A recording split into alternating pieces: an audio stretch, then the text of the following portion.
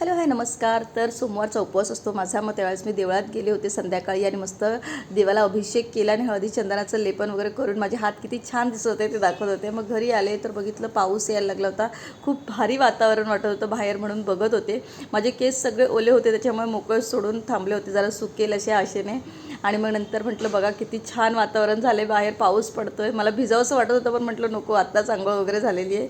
आणि मग नंतर तुळशीजवळ मी मस्त दिवा वगैरे लावला. माझी तुळस किती छान फुलते आणि माझ्या गोकर्णाच्या झाडाला रोज सकाळी बघते ना तर 4 ते 5 फुले लागलेली असतात. मला खूप मस्त वाटतं.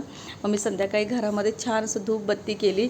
धूप दाखवल्याशिवाय मला संध्याकाळची पूजा अधुरीच वाटते. आणि कैऱ्या माझ्या बाहेर सुकत होत्या पण अचानक हा अवकाळी पाऊस पडायला लागला, त्याच्यामुळे आता मला घरातच फॅनखालीच कैऱ्या सुकवाव्या लागतात. अजून 2 दिवस सुकतील, त्याच्यानंतर मी लोणचं काढेन त्याचं. मग थोडासा स्वतःसाठी चहा केला आणि ब्लिंकिटवरनं सामान मागवलं. ब्लिंकिटवरनं सामान मागवणं मला खूप सोयीस्कर वाटतं, कारण का खूप कमी प्राईजमध्ये आणि चांगलं सामान मिळतं. घरात शिमला मिरची होती, दही होतं. म्हटलं चला दुधी भोपळा मागूया आणि मस्त दही घालून भाजी करूया छान चटपटीत अशी. मग केली ती याची भाजी. किती भारी लागते ना खायला, तुम्हाला खरंच सांगते.